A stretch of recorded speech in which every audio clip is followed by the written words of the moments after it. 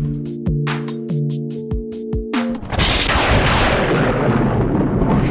morning, George Elliott. I'm Kendra. And I'm Katie. Welcome to October. Have you started decorating for Halloween yet? No, unfortunately I haven't, but the school will soon be decorated for our Halloween dance. Be sure to buy your tickets and we'll have more information on that later. Hey, you know what you don't need tickets for? Watching the Coyotes in action. That's right. Here's a quick sports update of last week's rugby game. Hey George Elliott, and welcome back to your George Elliott Sports Updates. First of all, if you have any time today, stop by the big gym to watch the senior boys take on teams from across the Okanagan. Grade 7s, if you're still interested in playing volleyball, talk to your PE teacher, or Mr. Mira, or Frichette, and tell them you're interested. Also, huge congratulations again to the junior boys for winning their second tournament in a row at their home tournament last week. And also a big congrats to the junior A girls who won third at our home tournament. Lastly, take a look at this clip from last week's rugby game.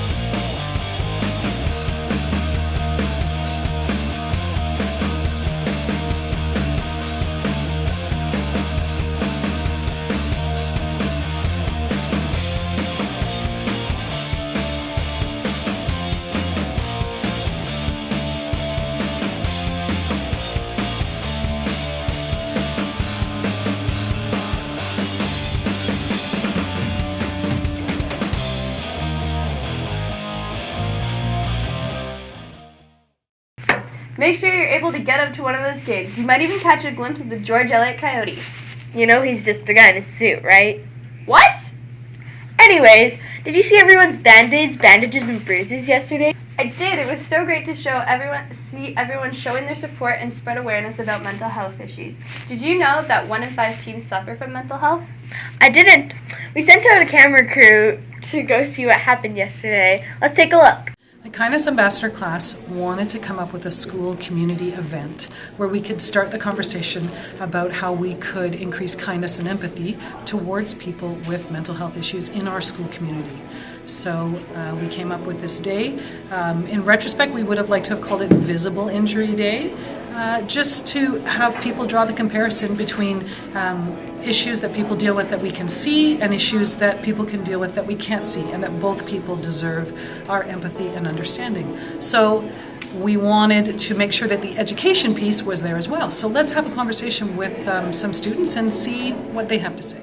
That George Elliott handles talking about mental health issues. Do we talk about it enough?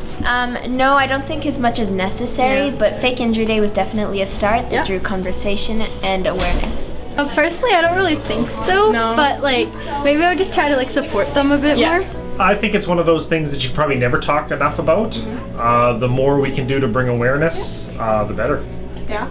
So what are some ideas that you have that as a school we can improve on that area and just start the conversation and just...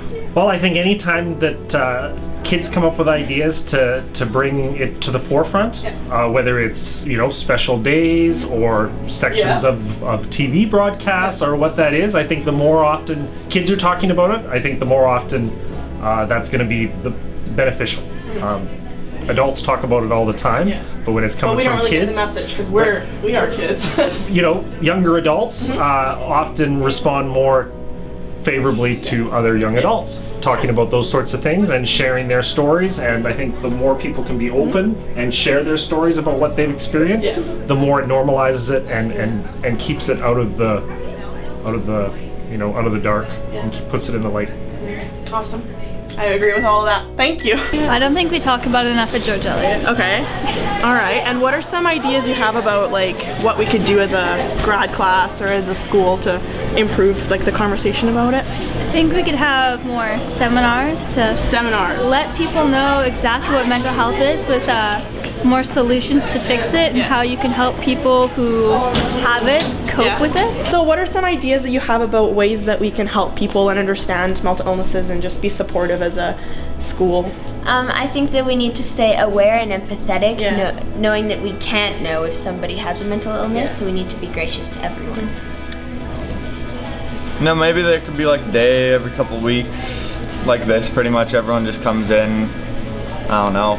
Like something where like we just talk about it, not just talk necessarily about another it, Fake Injury Day, but we just like talk about it, what it is, and okay, that's awesome. Maybe. You know, support. Maybe just like if you like see someone down in the hallway who looks like they're lonely, just like say hi to them or something, because there's a lot of people that are just stray around. So that's so nice. Thank you. To like acknowledge that it's not a choice. That like it's just something that they have to deal with. Yeah, I would say the same thing. Bring awareness. That's awesome. Thank you very much. wow, those are some great answers. Yeah, we definitely got some great insight from the students of our school. We need to focus on mental health issues and figure out ways to spread more awareness. It is a very important thing to us. Well, what do we have up next? Up next, we have a commercial from this new awesome group called the Earth Guardians. Cool, let's see it. Dear future generations, I think I speak for the rest of us when I say, sorry. Sorry we left you with our mess of a planet. Sorry that we were too caught up in our own doings to do something. Sorry we listened to people who made excuses to do nothing. You know, when I was a child, I read how the Native Americans had such consideration for the planet that they felt responsible for how they left the land for the next 7 generations. Which brings me great sorrow, because most of us today don't even care about tomorrow. So I'm sorry. I'm sorry that we put profit above people, greed above need, the rule of gold above the golden rule. I'm sorry we use nature as a credit card with no spending limit, overdrafting animals to extinction, stealing your chance to ever see their uniqueness or become friends with them. Sorry we poison the ocean so much that you can't even swim in them. But most of all, I'm sorry about our mindset, 'cause we had the nerve to call this destruction progress. Truth is, it can be denied, not avoided. So I'm sorry, future generations. I'm sorry that our footprint became a sinkhole, and I'm sorry we doomed you, and I'm sorry we couldn't find another planet in time to move to. You know what? Cut the beat. I'm not sorry. This future, I do not accept it. Because an error does not become a mistake until you refuse to correct it. We can redirect this. How? We must look at the root and not to the branches of government, not to the politicians run by corporations. We are the root. We are the foundation. This generation, it is up to us to take care of this planet. It is our only home. We must globally warm our hearts and change the climate of our souls and realize that we are not apart from nature. We are a part of nature. And to betray nature is to betray us. To save nature is to save us. Because whatever you're fighting for, racism or poverty, feminism, gay rights, or any type of equality, it won't matter in the least. Because if we don't all work together to save the environment, we will be equally extinct. Sorry.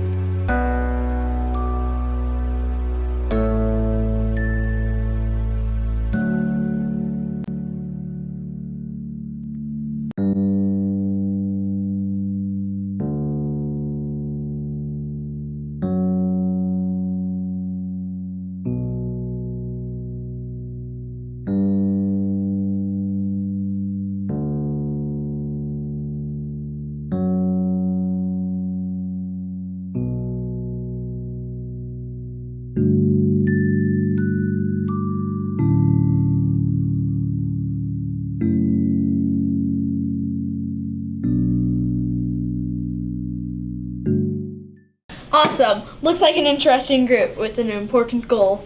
Truly. Hey, Katie, do you know what time it is? It's time for Question of the Week.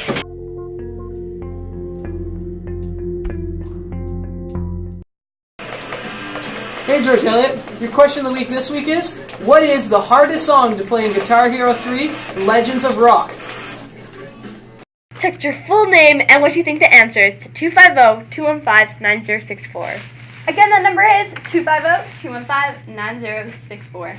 Speaking of question of the week, we promised to tell you the winner of the 2 front row seats to Rock the Block from last episode. That's right. The winner is Jordan Roberts. We caught up with Jordan to see his reaction. Jordan, you won 2 front row seats to Rock the Block! No way! Me? I would never imagine this! Not in my wildest dreams!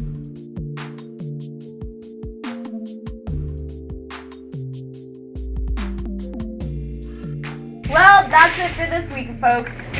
Oh, woo!